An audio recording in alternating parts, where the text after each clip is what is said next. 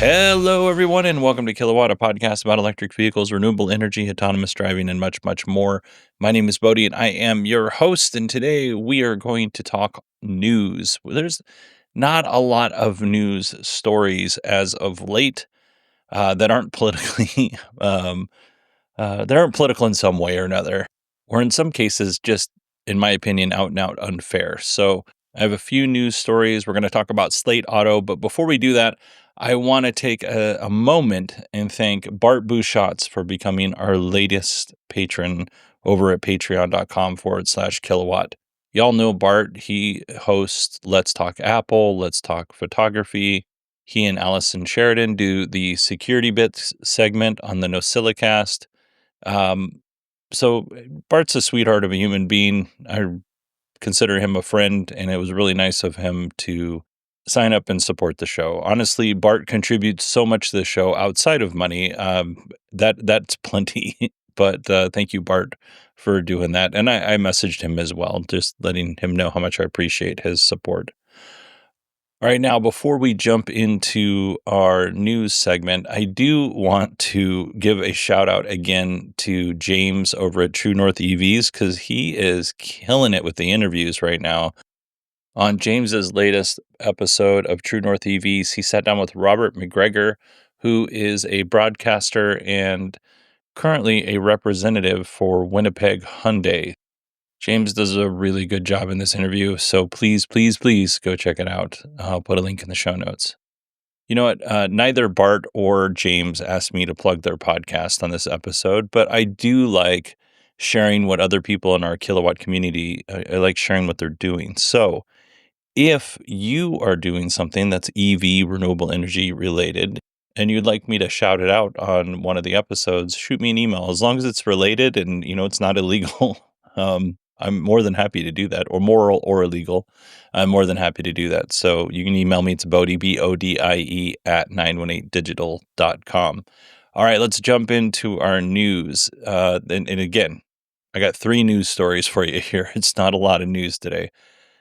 First up, CATL, the battery maker from China, they have a new next generation battery that will allow you to recharge 323 miles back into your battery, or 520 kilometers, in about 5 minutes. Now, if you remember, we talked a couple weeks ago where BYD had a new next gen battery that allowed you to put 250 miles in 5 minutes. So CATL's 323 is pretty impressive. The battery is slated to be installed into 67 different EV models this year, so they're rolling this out quickly. CATL is also working on a sodium-ion battery that will go into mass production this December. And the thing about sodium-ion batteries is they're slightly less dense than the LFP batteries. They're cheaper to produce, and they have a little bit more improved safety. So I like seeing all of that. I like seeing battery technology pushed forward, and this is definitely something cool. Right now, they have 2 battery sizes of the sodium-ion batteries that they're planning on releasing. One, I don't remember what the sizes are, and maybe it wasn't even in the article because I didn't write it down. But one will get you about 200 kilometers or 124 miles, and that's specifically for hybrid vehicles. And the other one is for full body battery electric vehicles, which will get you 500 kilometers or 310 miles. So pretty cool stuff, what CATL is working on. And they announced some other things too, but these are the things that I think are most relevant to what's going on in the EV industry right now. Nothing too far out. All right, let's get to our second. Well, you know what? I'm going to skip down to our Tesla story, and then I'll get to our main story. I've talked about this recently, I think. I think I talked about it on Tesla's earnings call, where a California Tesla owner filed a lawsuit against Tesla alleging that Tesla manipulated the odometer in his car to shorten his warranty. So this person bought a Model Y with it was used 37,000 miles on it. Within 6 months, the car had over 50,000 miles. So that's a significant amount of driving. Most people only drive about 10 to 12,000 miles a year. So to put that many miles on your car in 6 months seems like a lot. the owner claims that he did not drive 13,000 miles in that time period. As a matter of fact, the owner got a new job, or he got moved. Anyway, he had a longer commute than he had in the previous 6 months, and he put 800 fewer miles on the car during another 6-month period, with the longer commute. So he's calling shenanigans. The suit seeks to include all California Tesla owners, so it's a class action lawsuit. Um, if this were true, and I'm not saying it's not, but if this were true, it does seem to me like other people would be saying it before this guy did. Now, again, it is always possible, but to me, it seems like somebody else would have caught on to this, number one. Number two, engineers, there's definitely, engineers are human. There's probably some irreputable ones out there, but I don't think an engineer would, in good conscience, code something that was dishonest. Not to say that some wouldn't. I'm just saying Tesla has a large engineering team, and if somebody felt uncomfortable about that, it would probably get out that was happening, and that leak would come from the engineering team.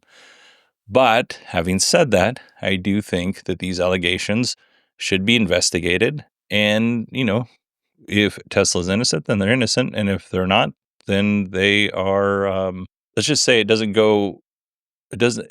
help their brand image if this is true. That leads us to our final story. I know this is going really fast. There's a new EV startup that we talked about a few weeks called Slate Auto, and they just showed off their Slate pickup truck, and I believe it's just called, the model is just truck. They showed it off a few hours ago. Well, a few hours ago when I wrote these notes. That's so stupid. I shouldn't have said that. Anyway, this looks to me like a 1990s Ford Ranger pickup truck. If the Ranger was modular. And if you're a real nerd, think of the Framework laptop, which is a modular laptop that you can just kind of swap out parts. And you don't have to upgrade the whole laptop. If you want to just upgrade the hard drive, it's super easy. You just swap that out, right? Same thing. The whole idea of the Slate is that it is a blank slate. You can customize it however you want, right down to the AC controls. If you want to turn it into an SUV with a bench seat in the back, no problem. You can do that. Actually, on last Friday, I was on Daily Tech News Show briefing, and I was talking to Tom Merritt about this. And the example that I used is, if let's say you graduate college, you buy yourself a new Slate pickup truck, and then you meet somebody, you fall in love, and you decide to have a baby, right? The the Slate pickup truck is only a two-seater, right? That's not very practical if you have a family. But what you can do is you can convert that truck to an SUV. So you can mount the seats yourself. You can put the cover over the back of the pickup truck yourself. All the Slate EV is designed for you to replace all these parts. As a matter of fact, it's also designed so if there are warranty repairs that need to be done, it's easy enough for you to just swap that part out and plug in the new one.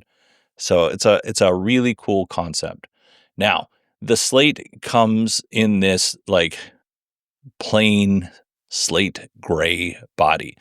It's a composite body. It looks like it's similar to the old Saturn cars, if you remember Saturns. I had a Saturn. I love that car. But instead of painting it, right, they are using these pre-cut wraps that you can get from the company. So you can either have the company wrap your truck before you get it, or you can install the wrap yourself. And Slate says that they make it super easy for you to wrap the pickup truck. So that's really cool. So if you're going through a purple phase, you can have a purple truck, and then the next year you go through an orange phase. All you got to do is take that wrap off, put the new wrap on. It's super easy. So I love that about the Slate. I mentioned the warranty repairs.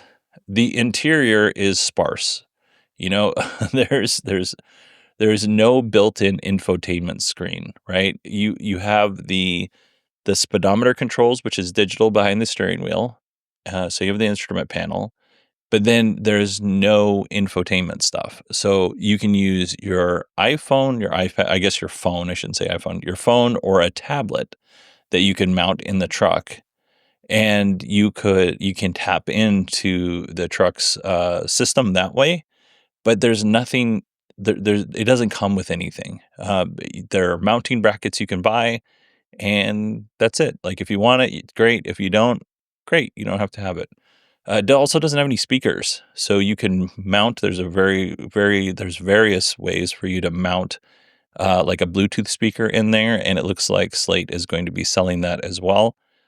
So again, this is a great car for somebody who is just starting out, right? And they need an affordable vehicle that they can upgrade over time and kind of customize the way they want it. This is also a great car for anybody who loves modding and just kind of tinkering with their vehicle. So the customization choices are pretty vast. Like, you can go to slate.auto, which is their website, and they have a configurator, and there is a lot of different ways to configure this vehicle. Now let's get to the specs. There's no, as you can imagine, the no frills pickup truck. There's no autonomous driving features for this vehicle. You basically have cruise control. You have a 4x5 foot bed, so it's about the same size as the Rivian R1T. You have a frunk. That's actually a really good size frunk. It fits 2 carry-on bags. And the reason why you have this nice big deep frunk is because it's rear wheel drive only. So there's no motor up in the front, only in the back. So you get this nice deep frunk. If all wheel drive or front wheel drive is important to you, this isn't the vehicle for you. Something that I found interesting, and I actually held off on reporting this. Like, I thought about doing a show on Friday to talk about the truck, but I figured we'd get some more details. And we did. Not a lot more, but I figured we'd get a little bit more details about the vehicle. There are 2 battery options. Both are using nickel, manganese, cobalt battery chemistries. The reason why is because their supplier, SK On, manufactures these cells in the United States, which allows them to qualify for the federal tax credit. And the NMC cells are actually more energy dense. Now, a representative from Slate did say that the 52.7 kilowatt hour battery could pretty easily be done with the LFP cells, which gives you about 150 miles of range. But the larger battery pack of 84.3 kilowatt hours gets you around 240 miles of range. Now, I I think those numbers are a little low based on the size of the battery packs, right? I have a Model Y long range, and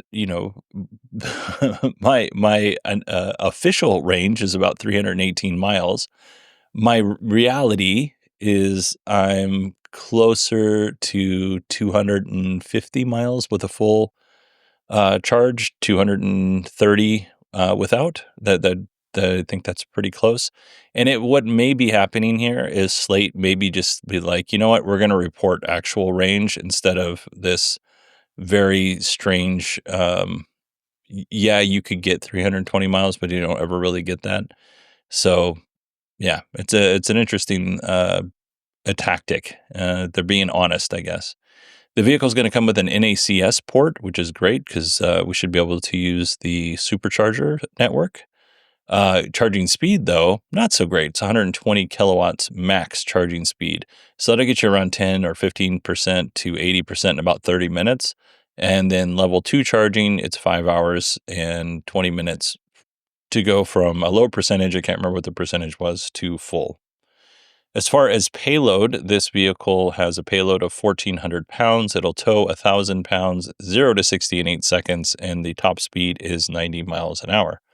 Estimated starting price for this vehicle, and this is just the truck, no additional stuff. And Slate doesn't have any pricing as of right now for all of the accessories that you can buy for this truck.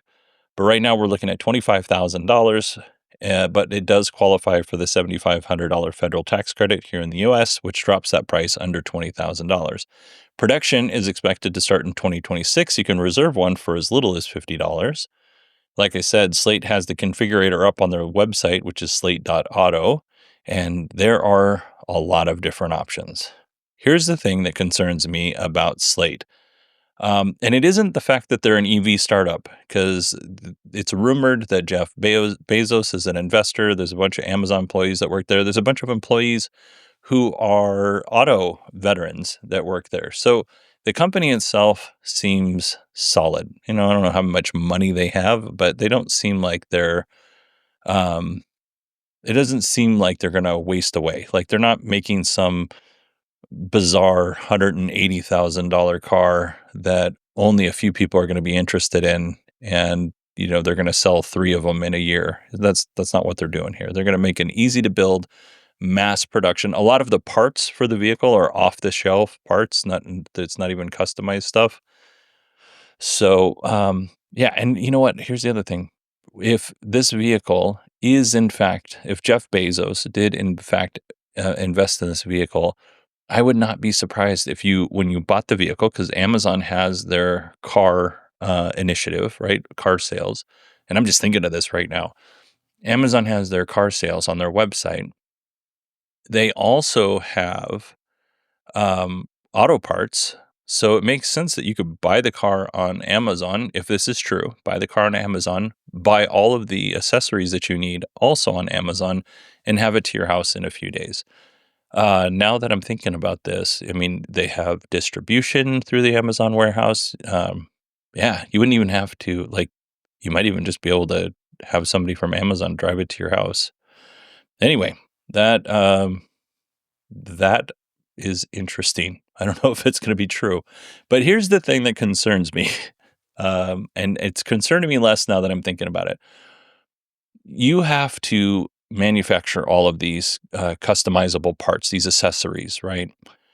Like if you want to wrap the rear of the truck, right? The rear quarter panel on the right side is going to have like a part number, and you get the wrap specifically for that part number. So these are very specific to this truck. It can't be used for something else or someone else.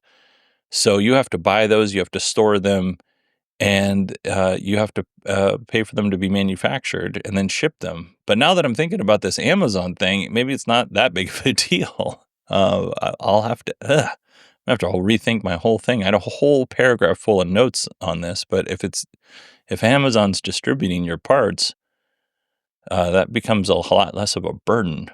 Anyway, I'm going to think about this. But anyway, just like any new EV startup, there's a chance that it will go away. We have Canoe, who had an interesting idea, Fisker, who had an interesting idea and an amazing product. Nikola, the semi-truck company, they had a lot. They kind of shifted focus a couple of different times, and their CEO and founder Trevor Melton didn't help them out in the early days. But I think there's a really good chance that Slate is going to do something cool here, and I'm looking forward to seeing what they get up to. All right, everybody, that is it for me on this episode. Things are lightening up for me, folks.